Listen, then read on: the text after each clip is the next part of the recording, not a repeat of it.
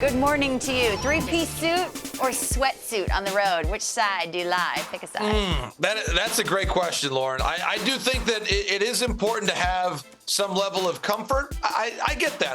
I do love, though, the answer, and I love that Carlos said he's going to speak with people on the traveling party. I think he's going to consult Ron Darling for some thoughts on how the Mets should travel. So I think that was a sign of respect, Ron, that he's going to involve you in the decision-making process. That's right. Ron, an excellent dresser. We've been placing managers all week long, but in terms of players, the stove is not hot yet. Arms for days, that's what I know. We've been talking about it all week long. John Heyman on the show yesterday, he said 7 or 8 teams need more than one starter, so our eyes are out for that. Let the games begin. We haven't talked Stroman, Giolito, Erod. What's the latest on them mid-November?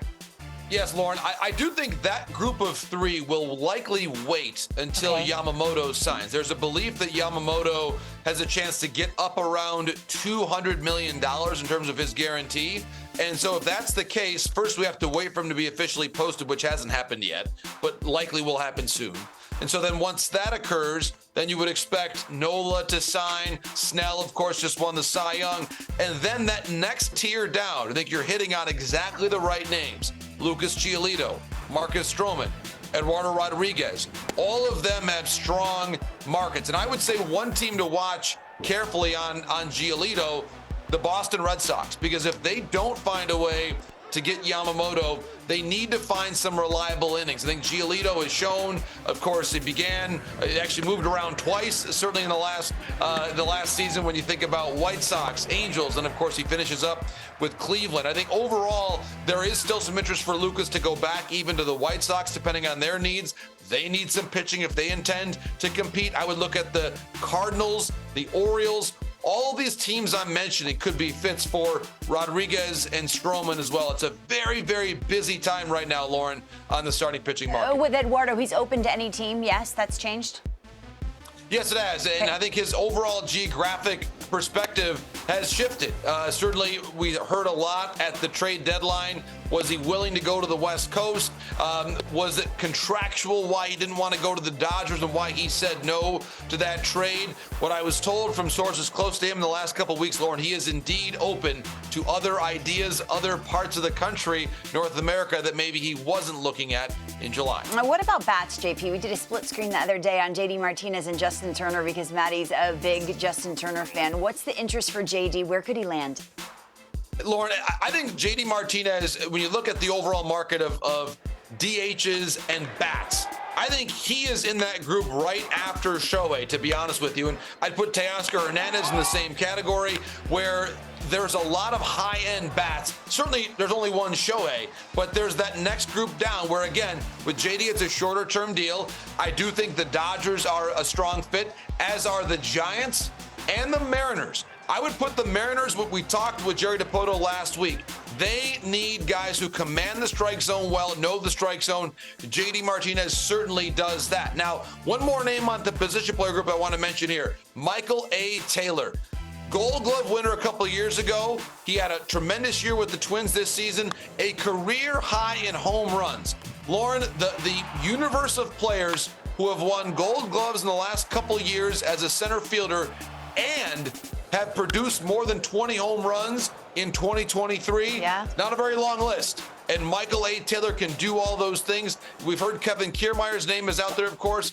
He was with the Jays this year. He's a free agent now. Michael A. Taylor and the Blue Jays, a tremendous fit. I've heard there's a lot of interest there from the Jays and him. Hopefully we will get answers to these questions very soon. Maddie and I were talking about before the show, we can't believe the winter meetings is in 2 weeks' time, and that's where we start to find out who's headed to Cooperstown for the Contemporary Baseball Era Committee. What will those conversations be like, JP? Who's at the forefront? Who's on your mind?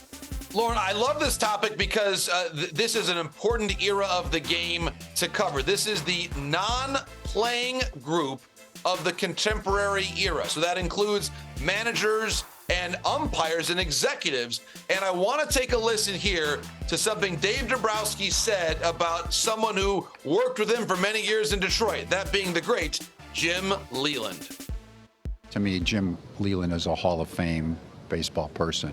He's a great baseball man. There's not anybody that I've been around in my game time when you talk to other managers he's just as respected as any manager that he is in the game of baseball. Nobody outmanages him. He's got a pulse of everything.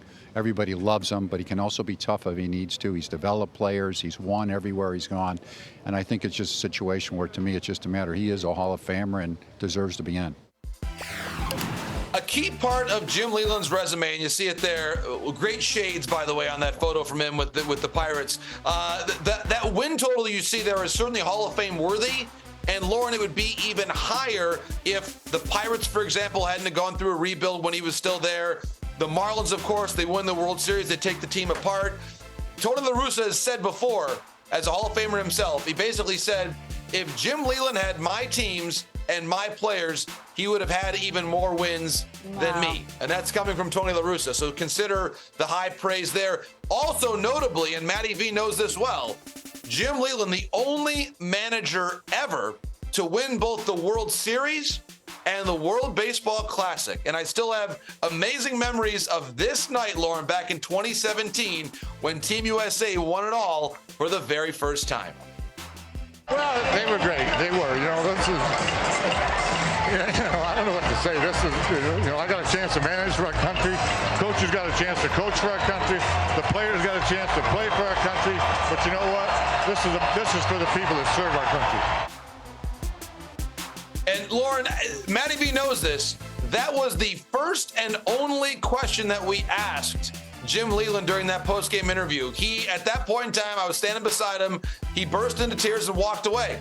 That was it. It was a one-question walk-off interview. He wanted to salute the veterans. That sincerity just speaks to why he is so beloved by so many in the game and why he would give one of the all-time great Hall of Fame speeches we've ever heard. Because of how eloquent and how emotional and how sincere he is. The authenticity of that man, Lauren, is one of the best I've ever encountered in my years covering baseball, and he belongs in Cooperstown. Wow, we had trouble getting through that first question. JP, well done. Matt, you remember that moment very, very well. I do. I really do. I also want to go out on a limb. I want to take a chance here. I'm not sure if this desk will support me, but JP, if I were to strike a pose, if there's one pose that sums up Jimmy Leyland's managerial career, Ron, are you getting on the desk? Leaning? No. Getting on. If you conduct an interview with Jim Leyland in his office before a game, he's like this. He's got a schmeg right here. He's got a stand-up ashtray right here. That's right. And he's wearing sliding shorts. And he's laying down in repose like this, like Cher on a piano in the 1970s, and he's answering your questions. And he's looking you right in the eye. And then he tells Morosi to get the hell out of his office as he's laying down on his couch with a schmeg. That's Matty, that is basically, especially, and this is just amazing storytelling, day game after night game at Comerica for a certain number of years, he would just sleep in his office. And so we would all walk in at 9:30 for the conversation. He would be looking exactly the way Matt's describing with a plate of scrambled eggs, and he would look up at us and say, "What do you want to know?" There will never be another one like that again. The best. JP, thanks.